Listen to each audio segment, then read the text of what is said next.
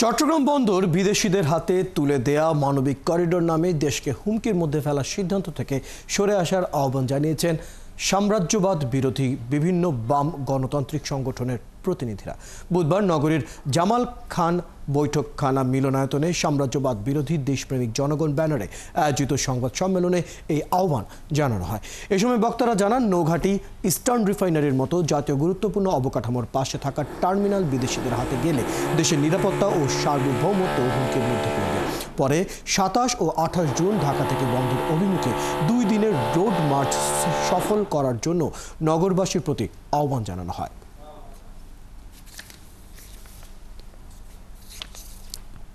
বিদেশি কোনো চক্রান্তের গহ্বরে আমাদের জাতীয় জীবনটা পড়ে যায় কিনা এটা তো আমাদেরকে দেখতে হবে।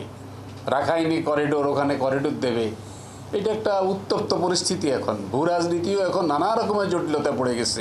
সামরিক শিল্প কিংবা বন্দর বিদেশিদের লিজ দেওয়ার মতন এমন আত্মঘাতী সিদ্ধান্ত থেকে সরকারকে বিরত রাখতে ২৭ ও ২৮ জুন এই রোড মার্চের মতন কষ্টসাধ্য কর্মসূচি নিতে আমরা বাধ্য হয়েছি। পটুয়াখালীর পায়রা বন্দরের নিজস্ব প্রথম টার্মিনাল ও জাহাজ হ্যান্ডেলিংয়ের যাবতীয় অবকাঠামো নির্মাণের কাজ প্রায় শেষ পর্যায়ে। ২০২৬ সালের জুলাই মাসে প্রথম টার্মিনাল সম্পূর্ণরূপে চালু হবে বলে জানিয়েছে বন্দরের chairman rear admiral Masud Iqbal. বুধবার দুপুরে পায়রা বন্দর কর্তৃপক্ষের উদ্যোগে সভা অনুষ্ঠিত হয়। সভায় অংশ নেন বন্দরের কর্মকর্তা সহ বিভিন্ন দফতর ও সংস্থার প্রতিনিধি, ব্যবসায়ী নেতা, বন্দর ব্যবহারকারীরা।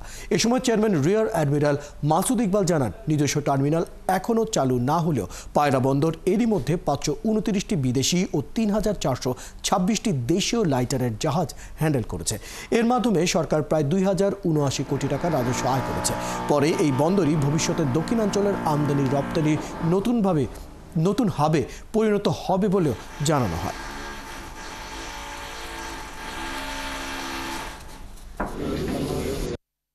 আমরা চট্টগ্রাম ইপিজেডের 4 গুণ ক্যাপাসিটি তৈরি করছি এবং এইখানে আপনারা বুঝতে পারবেন কি পরিমাণ মানুষের কর্মসংস্থান পাবে এবং আমরা যেগুলো শ্রমজীবীর এই শিল্পগুলো লেবার ইন্টেন্সিভ সেই ধরনের শিল্পকে প্রমোট করার বা জায়গা দেওয়ার চেষ্টা করব, যাতে এই এলাকার লোকজন ঢাকায় গিয়ে চাকরি করতে না।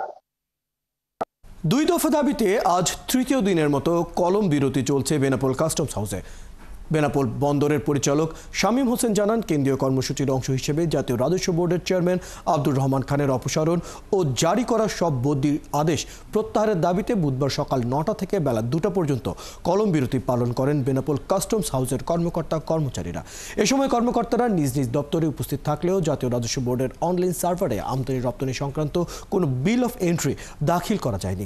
তারা আরও জানান, ২৭ জুনের মধ্যে নিপীড়নমূলক সব বদলি আদেশ বাতিল এবং এনবিআর চেয়ারম্যান অপসারণ না হলে ২৮ জুন থেকে কাস্টমস ও ভ্যাট বিভাগের সব দপ্তরে কমপ্লিট শাটডাউন কর্মসূচি পালন করা হবে।